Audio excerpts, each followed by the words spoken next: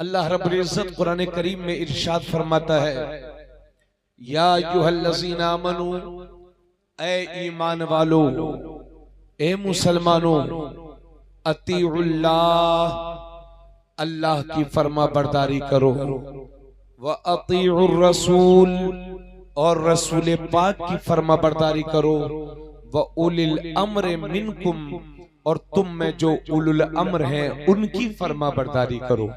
तवज्जो चाहूंगा, थोड़ा सा जहन करीब रखें भाई साहब, थोड़ा सा जहन हाजिर रखेंगे। अल्लाह ने फरमाया, ए ईमान वालो, अल्लाह की फरमा बरदारी करो, रसूलुल्लाह की फरमा बरदारी करो, और तुम में जो उलुल अम्र हैं उनकी फरमा बरदारी करो।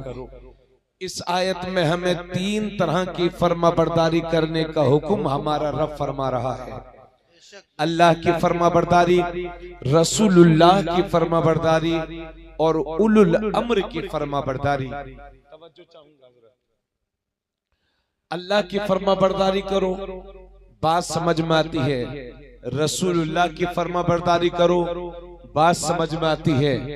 लेकिन ये उलुल अम्र कौन लोग हैं, ये आप नहीं समझ पा रहे होंगे। अगर उलुल अम्र की तफसीरी गहराई में आप जाएंगे तो शायद मैं भी इतना बड़ा मुहद्दिस नहीं हूं कि तफसीर का हक अदा कर सकूं। काफी वक्त भी चाहिए और उसको समझने के लिए सामईन की समात भी हाई क्वालिटी की होनी चाहिए। तो उलुल अम्र से मुराद, अब तफसीर की गहराइयों में जाएंगे तो बहुत वक्त लगेगा। आओ इमाम राजी का एक कौल नकल कर देता हूं, बात समझ में आ जाएगी। इमाम राजी फरमाते हैं, उलुल अम्र से मुराद उलमाए किराम हैं, उलमाए बाअमल हैं। तो आयत का तर्जुमा ये हुआ, ए ईमान वालो, ए भैया, ए भाई, इसका इको बंद करो और आवाज तेज करो। तो आयत का मफहूम यह हुआ कि ए ईमान वालो, अल्लाह की फरमा बरदारी करो, रसूलुल्लाह की फरमा बरदारी करो, और बाअमल उलमा का कहना मानो। आज न हमने अल्लाह की फरमा बरदारी की है, न हमने रसूलुल्लाह की फरमा बरदारी की है, और न हमें ऐसे उलमा की सोहबतें मयस्सर हैं कि जो हमें अल्लाह और उसके रसूल की मुतीओ फरमा बरदार बना दे। मोअज़्ज़ज़ सामईन, एक बात शायद मुझे कहते हुए अच्छा नहीं लग रहा है, मगर सही बयान कर रहा हूं। सुन्नियों के हिस्से में ऊंची टोपियां तो बहुत आई हैं, लेकिन अल्लाह से डराने वाले दिल बहुत कम आए हैं। आज हमें अल्लाह से डराने वाले उलमा की जरूरत है, उलमाए बाअमल की जरूरत है। हजरात, आज जो कौम में गुमराहियत बढ़ती जा रही है, बदअमली का लोग शिकार हो रहे हैं, उसकी वजह यह है कि हमने ना तो अल्लाह का कहा माना है, न रसूलुल्लाह का कहा माना है, और ना हमने अपने उलमा की सोहबतें इख्तियार की हैं कि जिनकी सोहबतें हमें अल्लाह और उसके रसूल तक पहुंचा दें। हजरात, ईमान लाने के बाद एक मुसलमान के लिए सबसे ज्यादा जरूरी है 5 वक्त नमाज। 90% लोग 5 वक्त नमाज नहीं पढ़ते, माफ करिएगा। 80% लोग वो हैं जो सिर्फ जुमा और जुमा पढ़ते हैं और ईद के दिन पढ़ते हैं। 20% और 10% लोग वो हैं जो हफ्ते में कुछ नमाजें पढ़ लेते हैं, लेकिन 10% ही लोग ऐसे हैं जो 5 वक्त नमाजों की आदत आदी हैं। तो ये नमाजों से दूरी इसलिए बढ़ती जा रही है कि हमें उलमाए बाअमल की सोहबतें मयस्सर नहीं है। उलमाए बाअमल की सोहबत से दूरी का नतीजा है कि आज हमारे 30% नौजवान शराबों के आदी हो चुके हैं, नशे के आदी हो चुके हैं। आज उलमाए बाअमल की सोहबत से दूरी ही का नतीजा है कि हम जिहालत के दलदल में फंसे हुए हैं। आज उलमा की सोहबत से दूरी ही का नतीजा है कि बड़ी बड़ी दाढ़ियां रख करके भी लोग सूदखोरी पर आमादा हैं और हलाल और हराम में कोई फर्क नहीं महसूस कर रहे हैं। आज उलमा से दूरी ही का नतीजा है कि इंसान को यह भी पता नहीं है कि हम सच बोल रहे हैं कि झूठ बोल रहे हैं। झूठ भी हंस हंस करके बोलता है आज का इंसान। मुस्कुराकर बोलता है झूठ, ये सिर्फ इस वजह से है कि हमने अपने उलमा से दूरी बना रखी है। लेकिन ए नगला भीका के सुन्नी मुसलमानों और अतराफ के सुन्नी मुसलमानों, आओ नबी की हदीस शरीफ समाअत करें।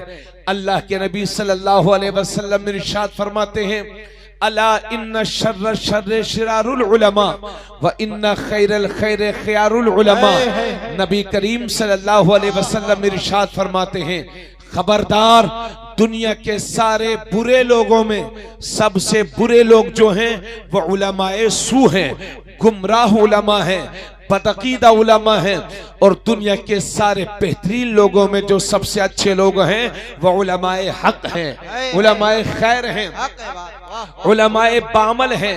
हजरत गिरामी हजरत उमर बिन खत्ताब रदियल्लाहु ताला अन्हु ने हजरत काब से पूछा था कि ए सहाबी रसूल, आलिम किसे कहते हैं? तो हजरत काब ने जवाब दिया था, आलिम वो है जो अपने इल्म के मुताबिक अमल करता हो। और हजरत उमर ने पूछा, ए सहाबी रसूल, कौन सी चीज ऐसी है जो आलिम के दिल से इल्म की नूरानियत को निकाल देती है, इल्म के बरकत को खत्म कर देती है? तो हजरत काब फरमाते हैं, लालच। लालच ये वो बुरी चीज है जो आलिम के दिल से इल्म के नूर को खत्म कर देता है। लालच ये वो बुरी चीज है जो आलिम के दिल से इल्म की रोशनी को खत्म कर देता है। इसलिए बाअमल उलमा की पहचान यह है कि वो अमीरों के दबाव में कभी नहीं आते हैं, अपनी जात के लिए कभी सेठों से मनफात हासिल नहीं करते। हाँ, वो अलग बात है, मदरसे चलाना है तो रसीद लेकर पहुंच गए, मस्जिद के लिए तो वो अपनी रसीदें लेकर पहुंच गए होंगे। लेकिन उलमाए हक भूखे रह लेते हैं मगर अमीरों के दरवाजों पर कभी अपनी जाती फायदे के लिए चक्कर नहीं लगाते। तो मेरे नबी इरशाद फरमाते हैं, ए लोगों, दुनिया में सबसे बुरे लोग जो हैं वो हैं उलमाए सू हैं, बुरे उलमा हैं, उलमाए शर हैं। और जो दुनिया के सबसे अच्छों में जो सबसे अच्छे लोग हैं वो उलमाए हक हैं, उलमाए खैर हैं, उलमाए बामल हैं। आप कैसे समझेंगे कि कौन आलिम शर है और कौन आलिम खैर है? तो क्लियर जुमलों में सुन लो, जिस आलिम का वजूद समाज में इंतशार बर्पा कर देता हो वो आलिम शर है, और जिस आलिम का वजूद समाज को जोड़ करके रखता हो वो आलिम खैर है। जिस आलिम का वजूद हमें मस्जिदों के करीब कर दे वो आलिम खैर है, और जिस आलिम का वजूद हमें मस्जिदों से दूर कर दे वो आलिम शर है। जो आलिम हमारे बच्चों के मुंह से शराब को छुटा दे वो आलिम हक है, आलिम खैर है। और जिस आलिम का वजूद हमारे बच्चों को शराबी बना दे वो आलिम शर है। जो आलिम हमारे बच्चों को औलिया अल्लाह का मानने वाला बना दे वो आलिम खैर है। और जिस आलिम का वजूद हमें औलिया अल्लाह का गुस्ताख बना दे वो आलिम शर है। और क्लियर कर दूं, जो मौलवी ये कहे कि रसूलुल्लाह की ताज़ीम ऐसे करो जैसे बड़े भाई की करते हैं वो आलिम शर है। और जो दुनिया को ये बताए कि सरवर कहूं के मालिक और मौला कहूं तुझे, पाके खलील का गुले ज़ेबा कहूं तुझे, तेरे तो वस्फ़ ऐब तनाही से है बरी, खैर हूं मेरे आका मैं क्या क्या कहूं तुझे। लेकिन नज़ाने खत्म सुखन इस पे कर दिया, खालिक का बंदा खल्क का आका कहूं तुझे, वो आलिम खैर है। जो मौलवी ये कहे कि रसूलुल्लाह की ताज़ीम, रसूलुल्लाह को तो पीठ पीछे की खबर नहीं है वो आलिम शर है। और जो दुनिया को ये बताए और कोई गैब क्या तुमसे निहा हो भला जब न खुदा ही छुपा करोड़ों दुरूद वो आलिम खैर है। तकबीर, नारे रिसालत, उलमाए अहले सुन्नत, जश्ने दस्तारे फजीलत, जश्ने दस्तारे फजीलत, मसलके आला हजरत हजरत अल्लामा तबरेज़ आलम मिसबाही। नारे तकबीर, नारे रिसालत। जरा जोर से बोलते रहिएगा ताकि मुझे लगे मैं जिंदा लोगों में तकरीर कर रहा हूं। जो आलिम या आपके बच्चों को यह बताए कि रसूलुल्लाह को तो पीठ पीछे की खबर नहीं है, उन्हें इल्म गैब नहीं था, वो आलिम शर है। और जो दुनिया को यह बताए और कोई गैब क्या तुमसे निहा हो भला जब न खुदा ही छुपे तुम पे कर, जब न खुदा ही छुपा तुम पे करोड़ों दुरूद, वो आलिम हक है, आलिम खैर है। जो मौलवी ये कहे कि या रसूलुल्लाह कहना शिर्क है, या रसूलुल्लाह कहना हराम हराम है, या रसूल अल्लाह कहना बिदअत है, वो आलिम शर है। और जो दुनिया को ये बताए कि दुश्मन अहमद पे शिद्दत कीजिए, मुल्हिदों से क्या मुरव्वत कीजिए, गैज़ में जल जाएं बेदीनों के दिल, या रसूल अल्लाह की कसरत कीजिए, वो आलिम खैर है। जो मौलवी ये कहे कि रसूलुल्लाह का मिलाद मनाना हराम है, वो आलिम शर है। और जो दुनिया को ये बताए कि हश्र तक डालेंगे हम पैदाइश मौला की धूप, मिसले फारिस नजद के गिराते जाएंगे, खाक हो जाएं अदू जलकर मगर हम तो रजा, दम में जब तक दम है जिक्र उनका सुनाते जाएंगे, वो आलिम खैर है। जो मौलवी ये कहे कि खड़े होकर सलातो सलाम पढ़ना हराम है, वो आलिम शर है। और जो दुनिया को ये बताए कि खड़े होकर पढ़ो और एक बार नहीं लाखों बार पढ़ो, मुस्तफा जाने रहमत पे लाखों सलाम, शमे बज़्म हिदायत पे लाखों सलाम, वो आलिम खैर है। अल गर्ज ये कि जो मौलवी मुसलमानों के सीनों से इश्क़े नबी का चिराग बुझा दे, वो आलिम शर अशरफ अली थानवी है। और जो आलिम सुन्नियों के सीनों को नबी की मोहब्बत का मदीना बना दे, वो आलिम खैर इमाम अहमद रजा खान। नारे तकबीर, नारे रिसालत, मसलके आला हजरत, फैज़ाने आला हजरत, नारे तकबीर, नारे रिसालत, नारे रिसालत। वाह वाह वाह, जरा जोर से बोलिए सुभान अल्लाह। इसलिए ऐसे आलिम की सोहबतें इख्तियार करो। आप सोचते हैं ले दे करके ये सुन्नी उलमा ले दे करके आला हजरत ही पर आ जाते, आला हजरत पर क्यों ना आए? कौम की अमानत का नाम है इमाम अहमद रजा, 14वीं सदी के मुजद्दिद का नाम है इमाम अहमद रजा, आशिक गरीब नवाज का नाम है इमाम अहमद रजा, फनाफिल गौस का नाम है इमाम अहमद रजा, फनाफिल मुर्शिद का नाम है इमाम अहमद रजा, फनाफिल्लाह का नाम है इमाम अहमद रजा, फनाफिल रसूल का नाम है इमाम अहमद रजा। हजरात आज के दौर में इमाम अहमद रजा एक ब्रांड का नाम है, ब्रांड का नाम। अगर किसी को सुन्नियत को परखना हो, किसी के ईमान को परखना हो, किसी के इस्लाम को परखना हो, तो आप तो सीधे सादे लोग हैं। अगर कोई मौलवी मिल जाए तो उससे आप ये समझेंगे कि ये सुन्नी है कि वहाबी है, तो आप उससे पूछेंगे नबी के इल्म गैब के बारे में क्या कहता है, तो 2 घंटे उसी में घुमाता रहेगा। आप उससे कहेंगे शफाअत मुस्तफा के बारे में क्या कहता है, तो 2-3 घंटा उसी में घुमाता रहेगा। आप समझने की कोशिश करेंगे ये सुन्नी है या वहाबी, आप उससे बात करेंगे तो घंटों उसी में लगा ही देगा, आपको पता ही नहीं चलेगा कि सुन्नी है कि बदअकीदा है। इसलिए आज के दौर में अगर मिनटों ही में किसी की सुन्नियत को परखना हो तो उसके सामने इमाम अहमद रजा का नाम जिक्र कर दो। अगर चेहरे पर खुशी के आसार जाहिर हो जाए तो समझ जाओ वफादार मुस्तफा है, और जुग्राफिया बदल जाए तो समझ जाओ गद्दार मुस्तफा। वाह वाह वाह, जिंदाबाद,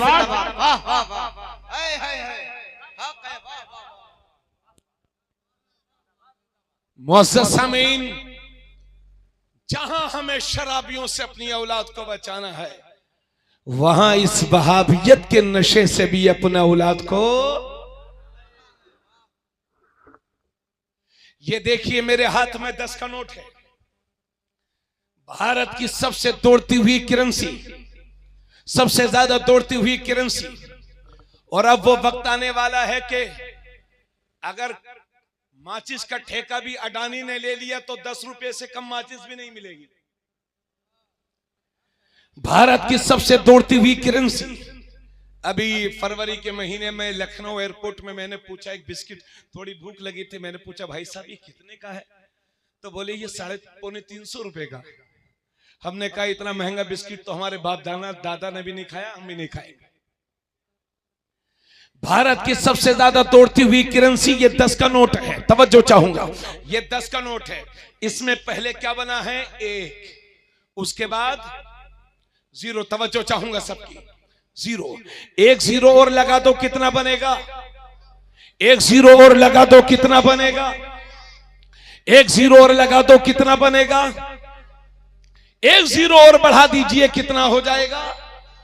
यानी एक पर एक जीरो लगा दो तो 10 रुपया है, 2 जीरो लगा दो तो 100 रुपया है, 3 जीरो लगा दो तो 1000 रुपया है, 4 जीरो लगा दो तो 10,000 है, 5 जीरो लगा दो तो 1 लाख।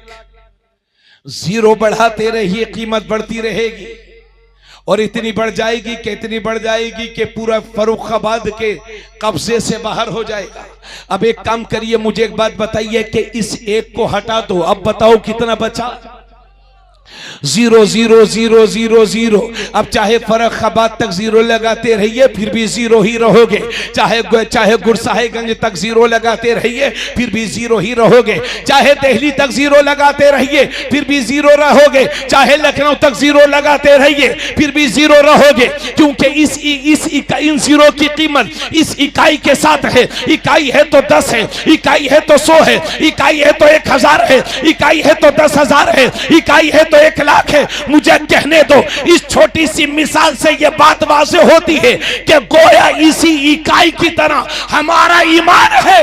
अगर ईमान है तो नमाज कबूल है, अगर ईमान है तो रोजा कबूल है, अगर ईमान है तो ज़कात कबूल है, अगर ईमान है तो सजदा कबूल है, अगर ईमान है तो हज कबूल है, अगर ईमान है तो उम्रा कबूल है, अगर ईमान है तो तस्बीह कबूल है, अगर ईमान है तो सब कुछ कबूल है, वरना सब कुछ फजूल है। वाह वाह वाह वाह, बहुत बढ़िया, वाह वाह वाह, जिंदाबाद जिंदाबाद। इसलिए मेरे इमाम ने मोहब्बत रसूल का दर्स दिया है। करूं तेरे नाम पे जान फिदा, न बस एक जा दो जहां फिदा, दो जहां से भी नहीं जी भरा, करूं क्या करोड़ों जहां नहीं। वाह वाह वाह, ऐसे मोहब्बत, ऐसे मुहिब्बे रसूल बन जाओ। हजरत अब जरा जहनों को करीब फरमाओ। सच्चर कमेटी की रिपोर्ट यह बताती है कि 3 से 4% पढ़े लिखे हैं मुसलमानों में। कितने? 3 से 4% लोग पढ़े लिखे हैं मुसलमानों में। आप अंदाजा फरमाएं कि जिस कौम में 96% लोगों की तादाद, बेपढ़े लोगों की तादाद हो और 3 से 4% सिर्फ पढ़े लिखे लोगों की तादाद हो, यानी आटे में नमक बराबर, वो कौम कैसे तरक्की करेगी? ये सच्चर कमेटी की रिपोर्ट बताती है, 10 साल पहले की रिपोर्ट। और अभी भी हालात बहुत खुश करने वाले नहीं हैं। नाख्वानदगी की बढ़ती हुई शरह, जिहालत का दौर, याद रखिए मुसलमानों, यह हमें जिल्लत और रुसवाई का शिकार बना देगा। तो सच्चर कमेटी की रिपोर्ट यह बताती है कि 2.5-3 से 4% लोग पढ़े लिखे हैं, जबकि हम उस नबी के मानने वाले हैं कि जिन पर पहली वही नाजिल हुई तो अल्लाह ने फरमाया, इक़रा बिस्मि रब्बिकल लज़ी खलक़, खलक़ल इंसान मिन अलक़, इक़रा व रब्बुकल अकरम अल्लज़ी अल्लमा बिल कलम। पढ़ने का जिक्र है और कलम का जिक्र है। जब मेरे नबी ने मक्का शरीफ में ऐलान नबुव्वत किया तो सिर्फ 17 लोगों को लिखना आता था, और वही मेरे पैगंबर 23 साल तबलीग करके जब ज़ाहिरी दुनिया से रुखसत होते हैं तो 1.25 लाख सहाबाए किराम के हाथ कलम से सजे हुए थे। थोड़ा सा बोलते रहिए, अरे भाई आप लोग भी बोलो ना थोड़ा सा। 17 जब नबी ने ऐलान नबुव्वत किया तो सिर्फ 17 लोग पढ़े लिखे थे, और जब मेरे नबी ज़ाहिरी दुनिया से रुखसत होते हैं तो 1.25 लाख साहबाए किराम के हाथ कलम से सजे हुए थे, जिन्हें लिखना भी आता था, जिन्हें पढ़ना भी आता था। जंग के बदर के मौके पर बहुत सारे काफिर मार डाल दिए गए और बहुत सारे मुश्रिकीन को गिरफ्तार कर लिया गया। तकरीबन 70 मुश्रिकीन काफिरीन गिरफ्तार हुए। अल्लाह के नबी ने हजरत उमर से पूछा, उमर इनकी सजा क्या होनी चाहिए? हजरत उमर का तेवर तो आप जानते ही हो, अर्ज करते हैं या रसूल अल्लाह, ये आपके बहुत बड़े गुस्ताख हैं, इन्होंने आपको बड़ी तकलीफें दी हैं। या रसूल अल्लाह, एक काम किया जाए, इन सबको लाइन में खड़ा करके इनके सर कलम कर दिए जाए। ये हजरत उमर की राय थी। अल्लाह के नबी सल्लल्लाहु अलैहि वसल्लम ने खामोशी इख्तियार फरमाई और उनके मशवरे को कबूल नहीं फरमाया। फिर मेरे नबी ने हजरत अबू बकर से पूछा, अबू बकर, इनकी सजा क्या होनी चाहिए? तो हजरत अबू बकर अर्ज करते हैं, या रसूल अल्लाह, ये लोग ले दे कर के अपने ही रिश्तेदार हैं, हो सकता है आज न सही अल्लाह इन्हें कल हिदायत दे, इनके बच्चों को हिदायत दे। या रसूल अल्लाह, ऐसा किया जाए कि इनमें से जो फिदिया अदा करने लायक हैं, पैसा देने के लायक हैं, जुर्माना देने के लायक हैं, उनसे जुर्माना ले लिया जाए और उन्हें रिहा कर दिया जाए। या रसूल अल्लाह, इनका सर कलम ना किया जाए। अल्लाह के नबी को यह राय पसंद आई और जो मुश्रिकीन में जो लोग पैसा देने की इस्तिताअत और ताकत रखते थे, उन्होंने अपना जुर्माना अदा किया और रिहाई हासिल कर ली। लेकिन जिन काफिरीन के पास पैसे नहीं थे जुर्माना अदा करने के लिए, तो अल्लाह के नबी ने फरमाया, अब जो मुश्रिकीन बचे हुए हैं, जुर्माना नहीं अदा कर सकते, उनमें जो पढ़े लिखे हैं उनकी जिम्मेदारी यह है कि एक पढ़ा लिखा आदमी मुसलमानों के 10 बच्चों को पढ़ा लिखा दे और रिहाई हासिल कर ले। बेशक बेशक, वाह वाह वाह। अल्लाह के नबी चाहते तो उनकी जमीन जायदाद पर कब्जा फरमा लेते, लेकिन माल को ठोकर मार के अल्लाह के नबी आपके लिए इल्म को पसंद फरमा रहे हैं। मेरे नबी के सहाबी कहते हैं, उतलुबुल इल्म लौ कान बिस्सीन, इल्म हासिल करो अगरचे तुम्हें चाइना का सफर करना पड़े।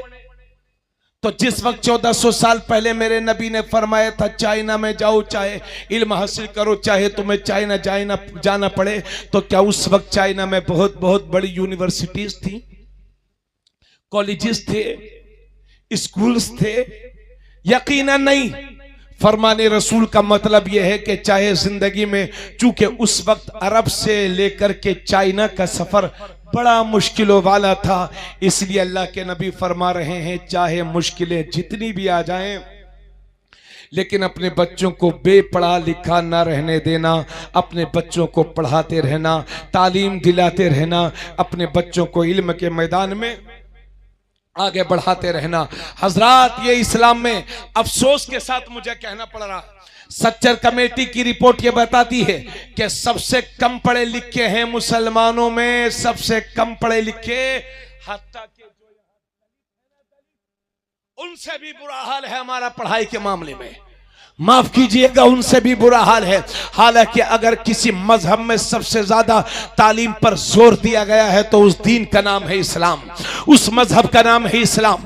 मगर अफसोस के साथ अर्ज कर रहा हूं, जिस दीन में सबसे ज्यादा तालीम पर जोर दिया गया, आज उसी दीन को मानने वाले तालीम के मामले में सबसे ज्यादा पिछड़े हुए लोग हैं।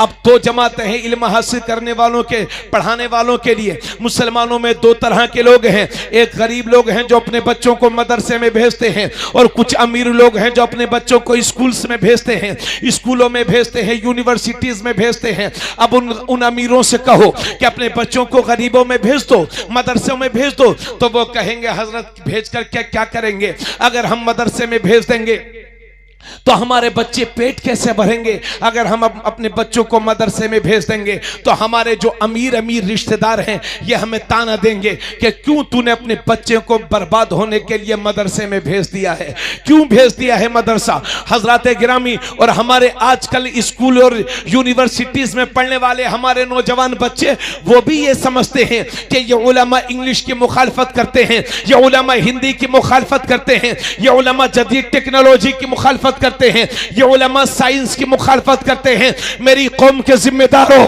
मेरी कौम के बच्चों, मेरे नौजवानों, मैं तुम्हें भरोसा दिलाना चाहता हूं, तुम्हें यकीन दिलाना चाहता हूं, हमें हिंदी से कोई चिढ़ नहीं है, हमें साइंस से कोई तकलीफ नहीं है, हमें इंग्लिश से कोई परेशानी नहीं है, क्योंकि हम बीमार होते हैं तो हमें डॉक्टर्स भी चाहिए, हम घर बनाते हैं तो हमें इंजीनियर्स भी चाहिए, हम दुनिया के दूसरे मुल्कों के सफर करते हैं तो हमें इंग्लिश टीचर्स भी चाहिए। मगर मगर हाँ मैं ये चाहता हूं कि हमारा इंजीनियर हो तो ऐसा हो कि दुनियावी इंजीनियर बाद में हो, रसूलुल्लाह का सच्चा गुलाम पहले हो।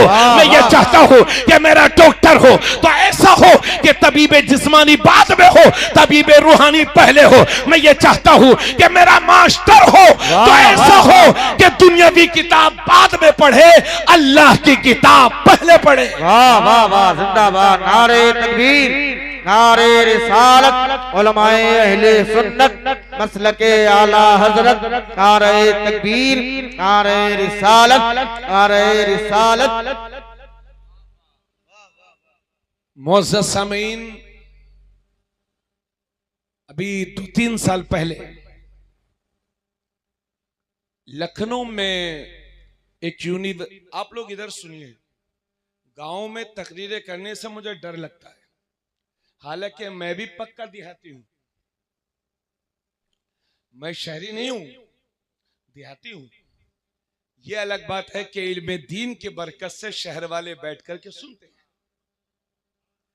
अगर आपने, अब हमारे ये बुजुर्ग हैं जितने माशाल्लाह 60 साल 70 साल, ये खुद नीचे बैठे हुए और छोटे छोटे बच्चों को इन्होंने ऊपर बिठाया है। क्यों बिठाया है? ये इल्म की बरकत से है ना, इल्म की बरकत से। मुअज़्ज़ज़ सामीन, जलसों में बड़े बड़े सेठ और पैसे वाले मिलते हैं और 500, 1000, 2000 रुपया वो इसलिए नजराना देते हैं हजरत, ताकि माइक से हम उनका नाम ले सकें। तरसती है दुनिया इज्जत के लिए। पैसा ऐश तो दे सकता है मगर इज्जत नहीं दे सकता। अगर दायमी इज्जत है तो इल्म की बुनियाद पर, अगर इज्जतें चाहते हो तो इल्म हासिल करो।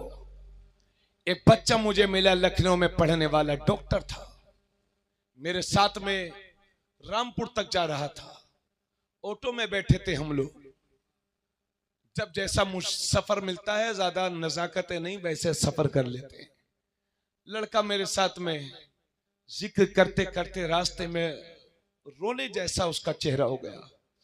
कह रहा था हजरत, डॉक्टर तो पूरे हो गए हैं मगर कभी कभी दिल में रोना आता है कि डॉक्टर तो पूरे बन गए मगर अपने इस्लाम के बारे में न जान सके। आज हमारे बच्चे स्कूलों में पढ़ने वाले आपसे ज्यादा मुतहर्रिक और बेदार हैं। ये हमारे बच्चे ये चाहते हैं कि हमारे उलमा आगे बढ़े, यूनिवर्सिटियों में आए, स्कूलों में आए और हमें दीन सिखाएं।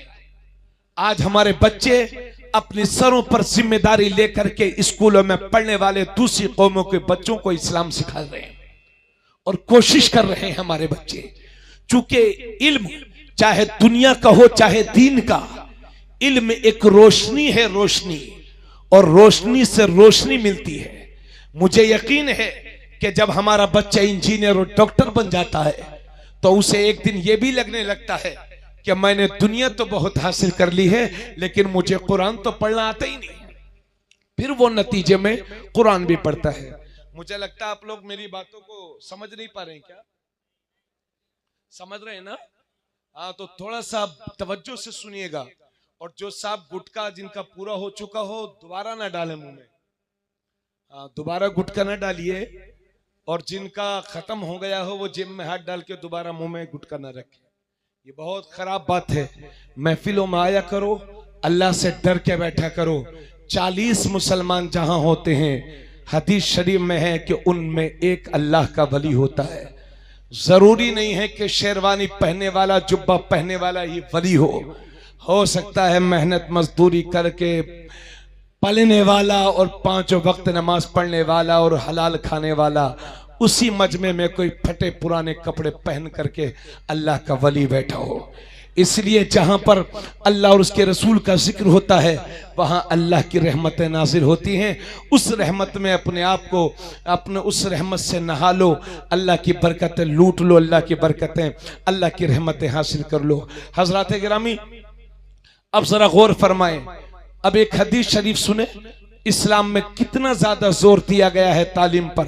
मिशकात शरीफ की हदीस है, अल्लाह के नबी इरशाद फरमाते हैं, तलबुल इल्मी फरीदतुन अला कुल्ली मुस्लिम ववाज़िउल इल्म इंद गैरि अहलिही कमुक़ल्लिदिल खनाज़ीरिल जवाहरा वल लुलुआ वज़्ज़हब। आका इरशाद फरमाते हैं, तवज्जो सुनिएगा, नबी फरमाते हैं इल्म का हासिल करना हर मुसलमान के लिए जरूरी है।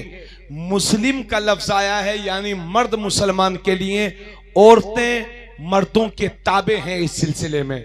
यानी इल्म का हासिल करना, इल्म का तलब करना, मुसलमान मर्द हो चाहे औरत, इल्म का हासिल करना सबके लिए फर्ज है। और आका फरमाते हैं ना अहल को इल्म सिखाना, ना अहल को इल्म सिखाना ऐसा ही है जैसे गंदे जानवर के गले में जवाहर, मोती और सोने का हार डाल दिया हो। ना अहल को इल्म नहीं सिखाना चाहिए, समझ गए? तो अल्लाह के नबी फरमाते हैं इल्म का हासिल करना जरूरी है, मर्दों के लिए भी जरूरी है, औरतों के लिए भी जरूरी है। मेरी माँ बहनों, आप भी गौर से सुनना, मर्दों के लिए भी इल्म हासिल करना जरूरी है, औरतों के लिए भी इल्म हासिल करना जरूरी है। मुल्ला अली कारी जो मिशकात शरीफ के शारे हैं, उनकी किताब है मिरकात। उस मिरकात में उन्होंने लिखा है कि इस इल्म से मुराद मजहबी इल्म है, दीनी इल्म है, यानी रसूलुल्लाह सल्लल्लाहु अल्लाह की तौहीद और रसूलुल्लाह सल्लल्लाहु अलैहि वसल्लम की रिसालत को पहचानना। और मुसलमान के लिए 5 वक्ता नमाज जरूरी है, इसलिए नमाज के जरूरी मसाइल का जानना यह हर मुसलमान के लिए फर्ज है, फर्ज ऐन है। गौर कीजिए, अब एक शरे इसकी ओर पेश कर रहा हूं, उसके बाद एक मतलब बयान करने जा रहा हूं। कोई बात है भाई साहब? काम हो गया आपका? ठीक है, प्लीज आराम से बैठिएगा आप। कोई आदमी लोग असल में एक आदमी भी इधर उधर करने लगता है तो तवज्जो हटने लगती है, मेहनत से तकरीर की जाती है।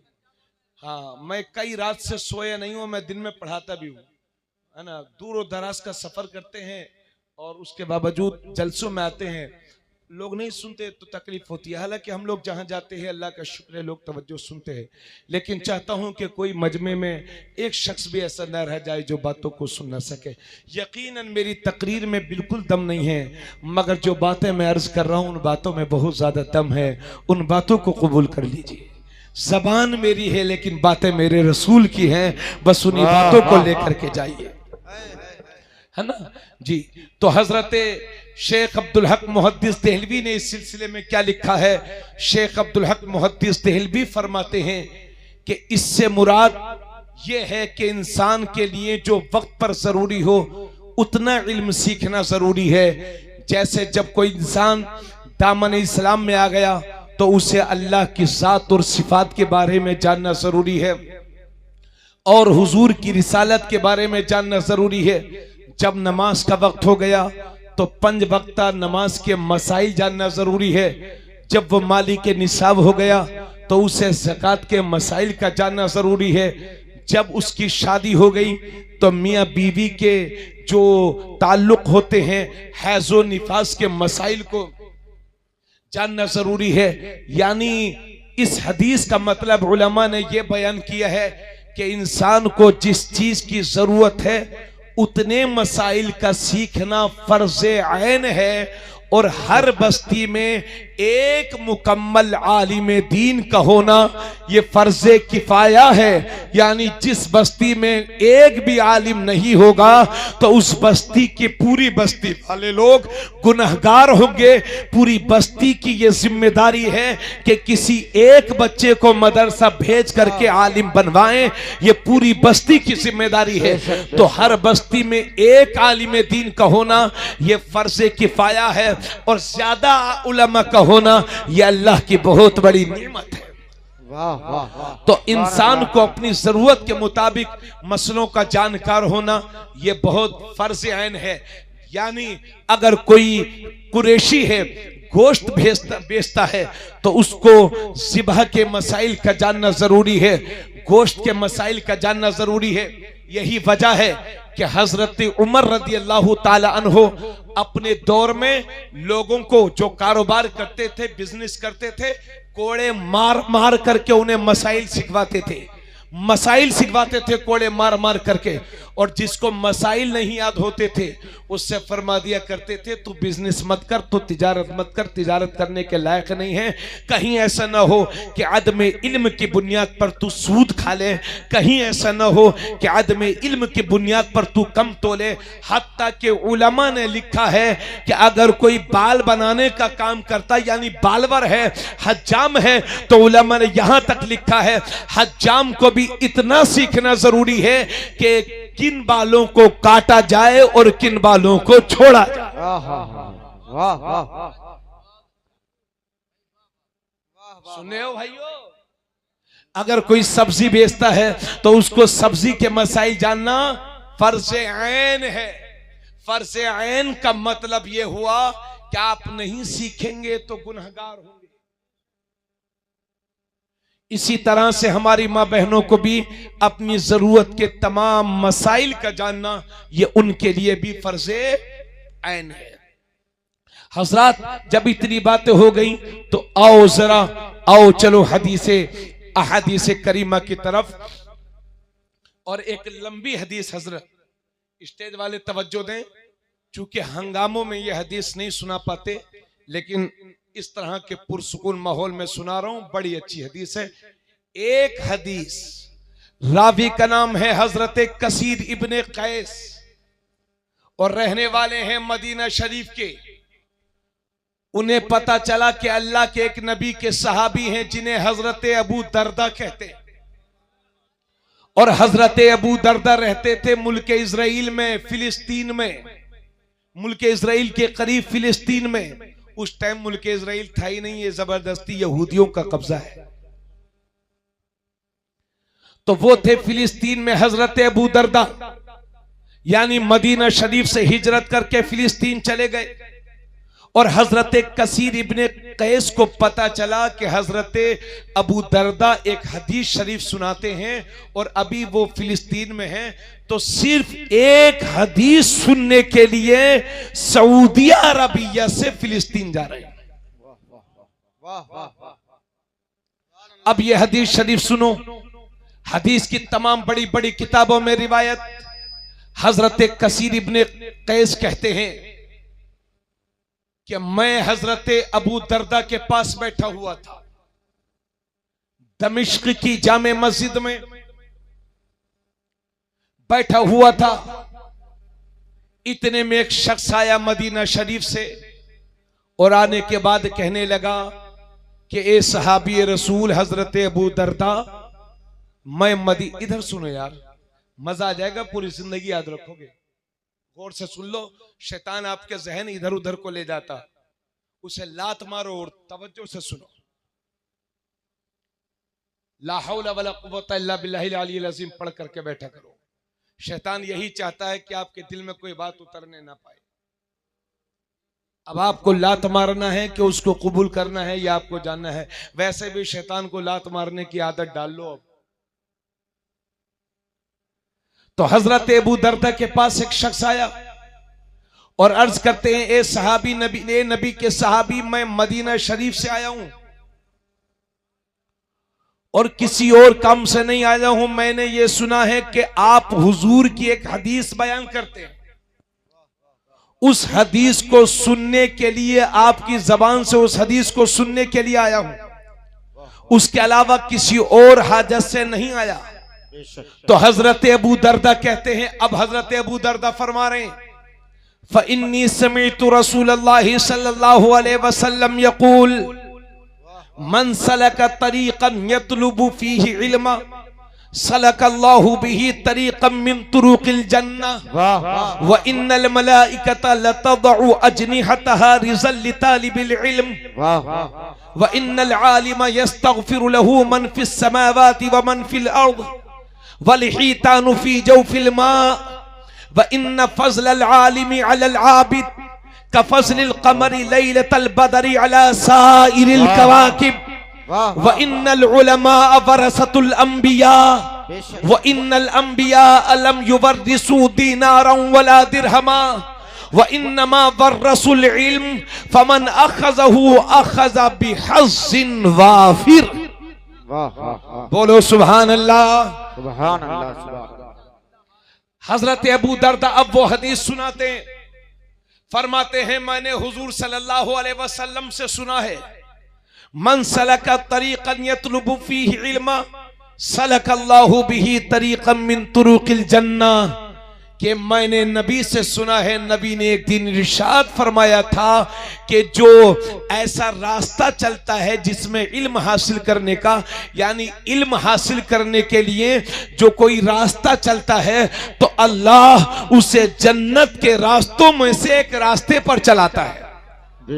जोर से व इन्नल मलाइकता लतदउ अजनिहतहा रिज़ल तालिब इल्म, और बेशक अल्लाह के फरिश्ते अपने परों को उलमा के तलबा के कदमों के नीचे बिछाए चलते हैं। वाह वाह वाह, सुभान अल्लाह। व इन्नल आलिम यस्तगफिरु लहू मन फिस समावाति व मन फिल अर्द, और बेशक आलिम के लिए जो मखलूक जमीन में है, जो आसमानों में है, सब आलिम के लिए दुआ करते हैं। वलहीतानु फी जौफिल मा, यहां तक के मछलियां समंदर में, पानी में उलमा की मगफिरत के लिए दुआ करती हैं। वाह, सुभान अल्लाह, सुभान अल्लाह। अब इसको गौर से सुन लीजिएगा। व इन्न फज़लल आलिमी अलल आबिद कफ़ज़लिल क़मरि लैलतल बदरि अला साइरिल कवाकिब। नबी फरमाते हैं कि आलिम की फजीलत आबिद पर, याद रखिए ये उस इल्म की बात हो रही, उस आलिम की बात हो रही है जो आबिद भी हो, यानी आलिम भी हो, और आबिद कहते हैं इबादत करने वाले को, यानी जो आलिम आबिद भी हो उसकी फजीलत आबिद पर, यानी उस आबिद पर जो इबादत तो करता है, नमाज तो 5 टाइम की पढ़ रहा है, तस्बीह पे तस्बीह भी अदा करता है, मगर उसके पास इल्म नहीं है। नबी फरमाते आलिम की फजीलत आबिद पर ऐसे ही है जैसे कि 14वीं रात के चांद की फजीलत सितारों पर है। अरे जरा जोर से। और नबी फरमाते हैं व इन्नल उलमा वरसतुल अंबिया, बेशक उलमा ही नबियों के वारिस हैं, नबियों के वारिस हैं। और व इन्नल अंबिया अलम युवरिसू दीनारम वला दिरहमा, और बेशक नबियों ने विरासत में दिरहमो दीनार नहीं छोड़े। व इन्नमा वर्रसुल इल्मा, बल्कि अंबिया किराम ने विरासत में इल्म छोड़ा है। फमन अखज़हु अखज़ बिहज़्ज़िन वाफिर, तो जिसने इल्म हासिल कर लिया उसने एक बड़ा हिस्सा हासिल कर लिया। भाई ये हदीस शरीफ सुनाई है मैंने, शेख चिल्ली की कहानी नहीं सुनाई आपको, इसलिए सबको हक अदा करना होगा। सब मिलके बोलो सुभान अल्लाह। तो नबी फरमाते हैं आलिम की फजीलत आबिद पर ऐसे ही है जैसे 14वीं के चांद की फजीलत सितारों पर। और लगे हाथों एक बात और भी सुन लो, एक दूसरी ये तिरमिजी शरीफ की हदीस है और ये भी तिरमिजी है की है। कुरान के बाद जिस किताब का सबसे बड़ा मकाम है वो है बुखारी शरीफ, और बुखारी के बाद जिस किताब का सबसे बड़ा मकाम है वो है मुस्लिम शरीफ, और मुस्लिम शरीफ के बाद जिस किताब का सबसे बड़ा मकाम है वो है तिरमिजी शरीफ। उसी तिरमिजी की एक हदीस और सुन लो। नबी इरशाद फरमाते हजरत अबू उमामा बाहिली से रिवायत, ज़ुकिर अली रसूलिल्लाहि सल्लल्लाहु अलैहि वसल्लम रजुलान अहदुहुमा आलिम वल आखरु आबिद, फ़क़ाल रसूलुल्लाहि सल्लल्लाहु अलैहि वसल्लम फ़ज़लुल आलिमी अलल आबिद का फ़ज़ली अला अदनाकुम। सुम्मा क़ाल रसूलुल्लाहि सल्लल्लाहु अलैहि वसल्लम इन्नल्लाह व मलाइकतहु व अहलस समावाति वल अर्द हत्ता नमलत फी जुहरिहा व हत्तल हूत लयुसल्लूना अला मुअल्लिमिन नासिल खैर। तवज्जो से सुन लो, मजा आ जाएगा। वाह सुभान अल्लाह। नबी करीम तर्जमा सुन लो। नबी करीम सल्लल्लाहु अलैहि वसल्लम के पास दो लोगों का जिक्र किया गया, जिनमें एक आलिम था, एक आबिद। भाई आलिम किसे कहते हैं? इल्म वाले को। और यहां जो इल्म वाले की बात कर रहा हूं मैं, उसकी बात नहीं कर रहा हूं जो इल्म तो बहुत है लेकिन नमाज नहीं पढ़ता, उसकी बात मैं नहीं कर रहा हूं। बामल आलिम की बात कर रहा हूं। और आबिद किसे कहते हैं? जो इबादत बहुत करता है। जुमे के दिन भी इमाम साहब तकरीर करेंगे। हजरत, लोगों की आदत है जुमे के दिन इमाम साहब तकरीर कर रहे हैं और ये तस्बीह पढ़ रहे हैं, और उनसे कहो कि अरे चचा तकरीर सुन लो। अरे बहुत सुनिए हमने ऐसे मौलाना लोगों की तकरीर। नबी इरशाद फरमाते हैं तदारुसुल इल्म साअतन खैरुम मिन साअतल लैल खैरुम मिन इहयाइहा। आका इरशाद फरमाते हैं रात की एक घड़ी में इल्म हासिल करना पूरी रात के जागने से बेहतर है। अगर कोई पूरी रात इबादत पे इबादत करता रहे, तस्बीह पे तस्बीह पढ़ता रहे, सुभान अल्लाह माशाअल्लाह कहता रहे, और कोई आलिम दीन 1 घंटा मसले पढ़ करके सो जाए, तो उसका ये 1 घंटा आबिद की रात भर की इबादत पर भारी है। वाह वाह वाह। तदारुसुल इल्म साअतम मिनल लैल खैरुम मिन इहयाइहा। ये मिशकात शरीफ की हदीस है। हजरत, इसी वजह से जब जुमे के दिन तकरीरें हुआ करें तो तस्बीह बंद कर दिया करो और बैठ करके उलमा की तकरीर सुना करो। मालूम नहीं कौन सी बात किस आला क्वालिटी की हो जाए। अब मैं सब समंदर में सीपी जो निकलती है, सब में मोती थोड़ी होते, किसी किसी में। इसलिए तकरीर में अगर आधे घंटे की तकरीर में 2 बातें भी मिल जाएं तो बहुत है। इसलिए तस्बीह बंद करके तकरीर सुना करो। असल में यही वजह है कि जब इमाम साहब खुतबा देते हैं जुमे का, तो खुतबे के वक्त खामोश रहना वाजिब है। अगर कोई किसी से कहे कि भाई साहब चुप हो जाओ, तो उसका सवाब भी गया। खुतबे के वक्त बिल्कुल खामोश हो जाओ। चूंकि अरबी मुल्कों में खुतबा ही तकरीर है, और अपने हिंदुस्तान में अरबी लोग समझते नहीं, इसलिए खुतबे से पहले खुतबा, उसी खुतबे को उर्दू में तकरीर कहते हैं। अब आका की हदीस सुनो। आका इरशाद फरमाते हैं कि नबी करीम हजरत अबू उमामा बाहिली कहते हैं कि नबी करीम सल्लल्लाहु अलैहि वसल्लम के सामने 2 लोगों का जिक्र किया गया। उनमें एक आबिद था और दूसरा आलिम। तो नबी करीम सल्लल्लाहु अलैहि वसल्लम ने इरशाद फरमाया, आलिम की फजीलत आबिद पर ऐसे ही है जैसे मेरी फजीलत तुम्हारे आम आदमी पर। यानी एक अदना मुसलमान और नबी, कितना फर्क है? अरे सोच भी नहीं सकते यार, इतना फर्क है। अरे भाई, आप में और नबी में कितना फर्क है भाई साहब? जिंदगी भर आखिरी सांस तक कहते रहो बहुत फर्क है, बहुत फर्क है, बहुत फर्क है, तो करोड़ों हिस्सा भी फर्क का अदा नहीं कर पाओगे। नबी फरमाते हैं जो फर्क जिस तरह मुझे तुम्हारे अदना आदमी पर फजीलत हासिल है, ऐसे ही एक आलिम को आबिद पर फजीलत हासिल है। और नबी फरमाते हैं बेशक अल्लाह और उसके फरिश्ते और जमीन और आसमान में जितनी मखलूकें हैं, ये सब उलमा के लिए समंदर में पानी में दुआ करते हैं। ये सब दुआ करते हैं। हत्ता के नबी फरमाते हत्ता नमलता फी जुहरिया, यहां तक के चूंटी अपने सुराख में उलमा के लिए दुआएं मफरत करती है।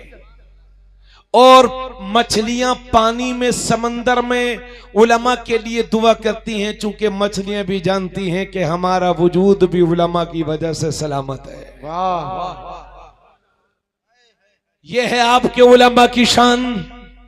सुभान अल्लाह, सुभान अल्लाह। आका ने तो यहां तक इरशाद फरमाया। और मियां, आलिम तो अपने बच्चों को सब लोग बनाना चाहते हैं। जब हम लोग कहीं तकरीर करना चाहते हैं तो लोग यही सोचते हैं कि बस हमारा लड़का भी ऐसा हो जाए कि बैठ के कुर्सी पर तकरीर करे और इतना ढेर सारा पैसा हो तो जरा सबको अच्छा लगता है। अरे भाई, तकरीर करना दीन की खिदमत है, लेकिन ये खुद की कोशिशों से नहीं होता। मैं अपनी जाती तौर पर कहता हूं, आज मैं बहैसियत मुकर्री लोग मुझे जानते हैं, मगर इसमें सिर्फ 5 से 10% मेरी मेहनत है। बाकी सब अल्लाह का करम, बल्कि 100% अल्लाह का करम। इसलिए जो उलमा तकरीर नहीं करते उन्हें कभी हेच नजरों से मत देखना। आलिम आलिम होता है, समझ गए? इसी वजह से मेरे नबी इरशाद फरमाते हैं, मन युरिदिल्लाहु बिही खैरन युफक्किहु फिद्दीन। अल्लाह जिसके साथ भलाई चाहता है उसे दीन का आलिम बनाता है। सबकी किस्मत में नहीं है। आज उलमा पर भोंकने वाले बहुत हैं। जरा जरा सी बात में आज जेब में 2 रुपया आ गए, मैंने देखा बड़े बड़े बड़े बड़े करोड़पतियों को, तो वो हर टाइम कोसते रहते हैं कि क्या बताएं, हमारे पास नेता भी अच्छे नहीं है और मौलवी भी अच्छे नहीं है। ये मौलवी अपनी जिम्मेदारी नहीं निभा रहे। अगर इससे मौलाना साहब 10 रुपया 1000 रुपया चंदा मांगने जाएं तो उसकी पेशानी पर पसीना आ जाए, मगर रातों दिन मौलवियों को कोसता है, उलमा को बुरा कहता है। आला हजरत फरमाते हैं, आलिम की तौहीन बहैसियत आलिम ये कुफ्र है, कुफ्र। आलिम की तौहीन बहैसियत आलिम ये कुफ्र है। और अगर आलिम बदअमल भी है, आलिम बदअमल भी है तो भी वो आपसे अच्छा है, कम से कम इल्म की निस्बत तो रखता है। वाह वाह वाह। जिहालत कोई इलाज नहीं है। हजरात गिरामी, तो इन मदरसों को कभी कमजोर ना जानो, इन मदरसों को कभी धरती पर बोझ ना समझो।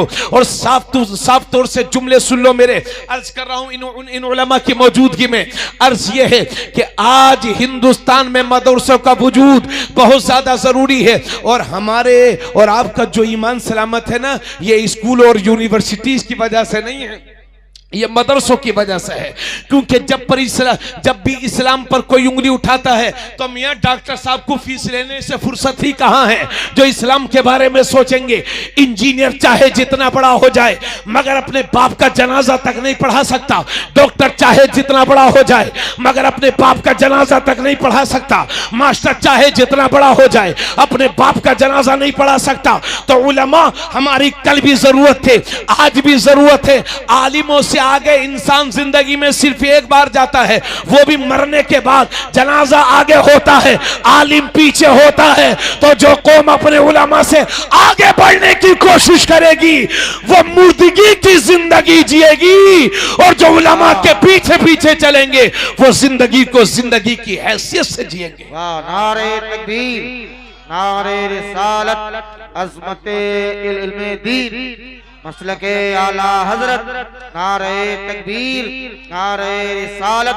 बख्शिश की राह मोमिनो आसान बना लो, अपने लिए नजात का सामान बना लो। दुनिया की किताबों पे नजर बाद में रखना, बच्चों को पहले हाफिज़े कुरान बना लो। नबी इरशाद फरमाते हैं, कुन आलिमा औ मुतअल्लिमा औ मुस्तमिआ औ मुहिब्बा वला तकुनिल खामिस। नबी फरमाते हैं, आलिम बनो। अगर आलिम नहीं बन सकते तो तालिबे इल्म बनो, और तालिबे इल्म भी नहीं बन सकते तो आलिम की बात सुनने वाला बनो। और आलिम की बात सुनने वाला भी नहीं, यानी आलिम भी नहीं है, तालिब इल्म भी नहीं है, आलिम की बात सुनने का मौका भी नहीं है। नबी फरमाते औ मुहिब्बा, तो आलिम से मोहब्बत करने वाला बनो। उसके बाद फरमाते हैं वला तकुनिल खामिस, 5वां ना बनना, फताहलिक, हलाक हो जाओगे।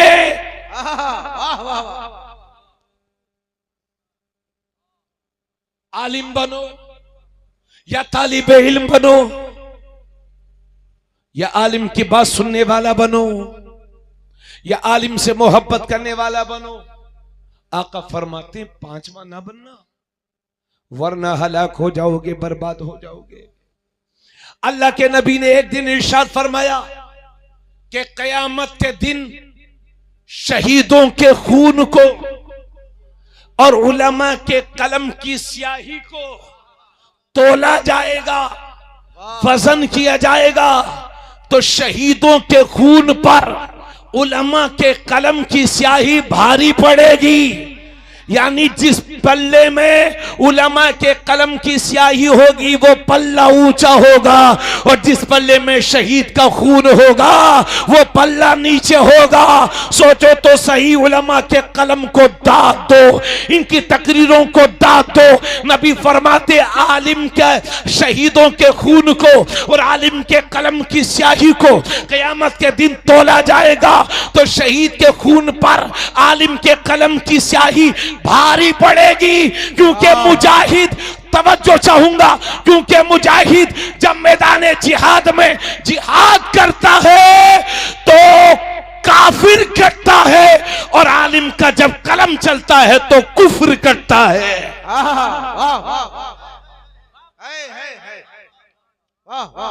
अरे जुमला बहुत बड़ा हो गया मगर समझ नहीं पाए क्या। मुजाहिद की जब तलवार चलती है तो काफिर करता है, और आलिम का जब कलम चलता है तो कुफ्र करता है। वाह वाह वाह वाह।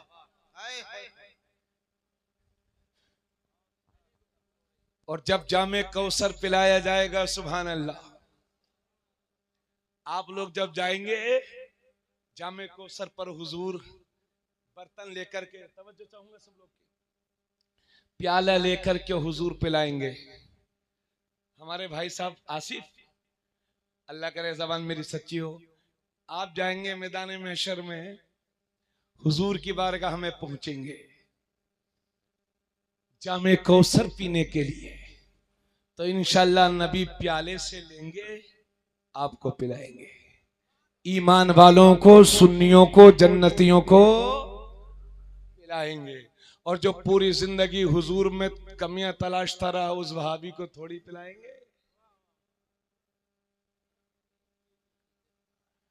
उसका कोई हिस्सा नहीं है, न सुन्नियों की शीरनी में हिस्सा है, न अब जब शीरनी में हिस्सा नहीं है तो जन्नत में कहां मिलेगी जगह, जब हलवे में हिस्सा नहीं है इसका।